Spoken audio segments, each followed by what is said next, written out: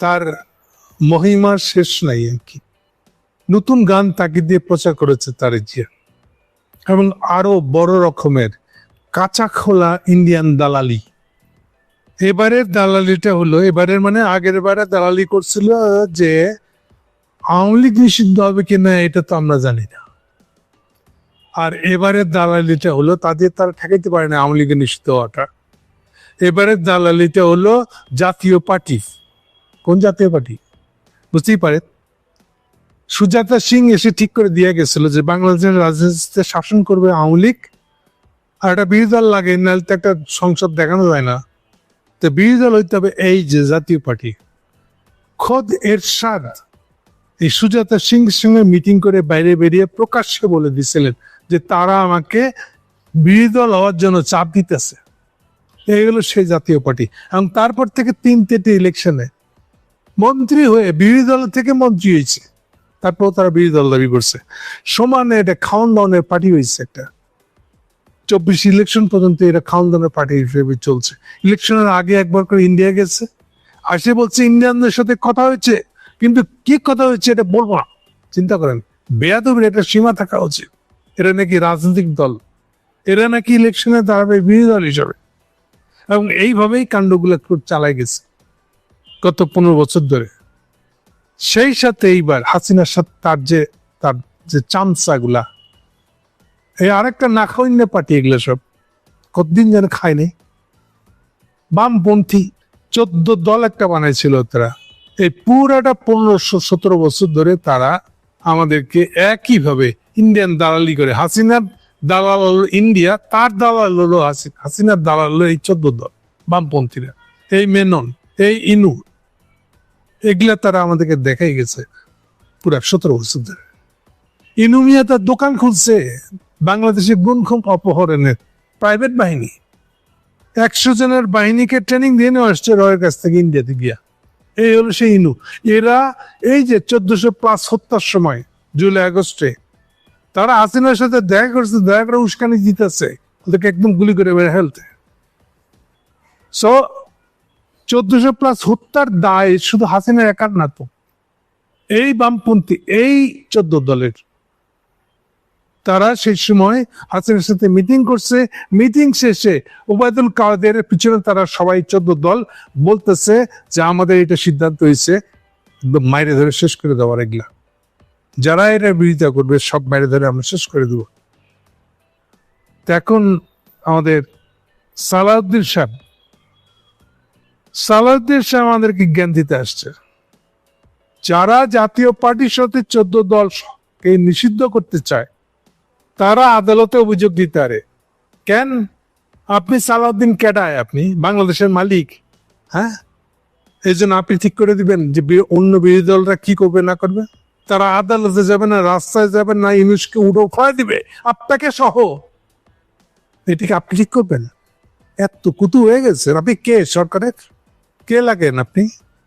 এত বড় হুকুম দিতেছেন আপনি কিসের ভিত্তিতে? এখনই ক্ষমতা চলে গেছেন, ইন্ডিয়ানরা কনফার্ম করে দিচ্ছে আপনারা ক্ষমতায় আছেন। না এই যে আপনি বিরোধী দলকে হুকুম দিতে আছেন। যারা বিরোধিতা করতে চায় তারা আদালতে যেতে পারে।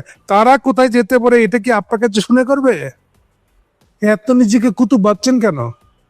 বেশি কুতুব ভাবছিলেন না? ডাকসুতে কি হচ্ছে বুঝেন নাই? এখন আক্কে লয় নাই? ডাকসুতে কি হচ্ছে? আক্কে লয় নাই? হবে, সামনে আরো হবে। এরকম একটা কাপড় খুলতে থাকবে আপনাদের, ইন্ডিয়ান দালালি করার কাপড়। আপনি আর এবার খুঁজে পাইবেন না। নিজে বাসায় আজকাল বাসাটা দেখছেন, সাংবাদিক সম্মেলনের বাসা, পুরে বাপের তো রাজার বাসা মনে হয় জানি। এই বাসায় বসে একটা রীতিমতন রাজার আসনে বৈশা উনি সাংবাদিক সম্মেলন করেন। সেইখানে বসে তুমি বলতেছেন অন্যান্য দলের সঙ্গে, দলের বিরুদ্ধে বিএনপি দলীয় অবস্থান ব্যাখ্যা করতেছে। কি সাংঘাতিক! আর ততদিক বড় করে এই রিপোর্টটা ছাপতেছে আমাদের প্রথম আলো। কি মজা না? হ্যাঁ, চোরে চোরে মাসুতো ভাই, ইন্ডিয়ান দালালদের মধ্যে একটা ভাই ভাই আলাপ হয়েছে, ভাই ভাই সম্পর্ক করে উঠছে। তারা ঠিক করবে বাংলাদেশের বিএনপি বাদে বাকি দলগুলা কিভাবে কি করবে, এটা কি তারা ঠিক করবে? এত নিজেদেরকে বিশাল, হ্যাঁ, জাতীয় পার্টি আর বামদের ত্রাতা হয়ে উঠতে চাচ্ছে বিএনপি। পারছিল ঠেকাইতে আওয়ামী লীগের বেলায়? মানুষ উপরে পালাতে নে, কোথা আছে নাকি উপরে পালাইতে নে, এগুলো তার মনে রাখা উচিত। বিএনপিকে একটা কথা জিজ্ঞেস করতে চাই, বিএনপি এই যে 21-22-23 2021-22-23 যে আন্দোলন করছিল, কেন আন্দোলন করছিল? কেন আদালতে যায় নাই? কেন এই যে এখন বাকি সবাইকে যে আদালত দেখাইতেছে, সালাউদ্দিন সাহেব আপনি আদালত দেখান নাই কেন? আপনাকে যে অপহরণ করে উঠে নিয়ে গেছিল, আন্তরাষ্ট্রীয় অপহরণ, তো আদালতে যান নাই কেন? ওইখানে 9 বছর পরে থেকে আরো বেশি করে ইন্ডিয়ান দালালি নিছিলেন কেন? আদালতে গেলে হইতো না? আপনার বউ তো ছিল বাংলাদেশে, আদালতে যাইতো। আদালত মারান, হ্যাঁ? আদালতে গিয়ে সলভ করেন নাই কেন? সবই তো আদালতে সলভ করা যায়, জান, তাই না? এ তো আপনি তো দাবি করতেছেন। জাতীয় পার্টির এই লুচ্চামি, বামপন্থীদের এই লুচ্চামি যাতে আদালতে গিয়ে সলভ করা যায়, তাই না? তো তাইলে আপনারাও সলভ করা যেত, আপনি জান নাই কেন কোর্টে? বেশি বুঝছেন, হ্যাঁ? অপরকে পরামর্শ দেওয়ার আগে পরামর্শ নিজের উপরে খাটান, তারপর আবার কি করতেছেন? আপনি ভয় দেখাইতেছেন আমাদেরকে। আন্তর্জাতিক ও আঞ্চলিক হস্তক্ষেপের ঝুঁকির বিষয়ে সতর্ক করেন উনি সালাউদ্দিন। কেন? ইন্ডিয়ানরা বলছে হস্তক্ষেপ করবে, হ্যাঁ? করে দেখান না। আপনি দালাল দেখে নিয়ে আসেন, দালালরা তো উচ্ছেদ হবে, আপনারা উচ্ছেদ দিয়ে দেবেন, ভালো হবে না? মাথাও নাই, মাথাও থাকবে না। মানুষকে জ্ঞান দিতে আইসেন না, এই জ্ঞান আগে নিজের বিরুদ্ধে প্রয়োগ করে। গণতান্ত্রিক ভাবে নির্বাচিত রাজনৈতিক সরকার প্রতিষ্ঠা না হলে দেশের সাংবিধানিক শূন্যতা তৈরি হবে। এগুলা কি করে হবে বাংলাদেশে, সেটাকে আপনি ঠিক করে দিবেন? হ্যাঁ, নিজেকে এত ক্ষমতাবান ভাবতে শুরু করে দিয়েছিল। সাংবিধানিক শূন্যতা, কোন সাংবিধানিক? আপনি তো একই কথা বলছেন, একবার বলছিলেন না জুলাই আগস্টে কিচ্ছু হয় না, সব আবেগ, একটু আবেগ মাত্র। তারপরে তো কিছু হয় নাই। আপনি যে পড়েছিলেন আসলে 9 বছর ইন্ডিয়াতে, দেশে আসছেন কেমনে? আসতে পারতেন জুলাই আগস্টে কিছু না হইলে? আপনি ফিরতেই পারতেন না। দালালি তো করছেন ওখানে, ওখানে একটা আয়েসে বসে শিলংয়ের বাসা ভাড়া করেছিলেন। কে দিচ্ছে বাসার খরচ, থাকার খরচ? এসালম, ইন্ডিয়া। হ্যাঁ, এই চারিদিকে এত দালালি করে আপনি কয়দিন বাঁচবেন?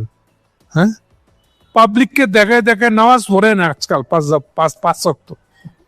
হ্যাঁ, আপনি কি মনে করেন এগুলা করলে সবাই ভুলে যাবে সবকিছু? আপনি কে?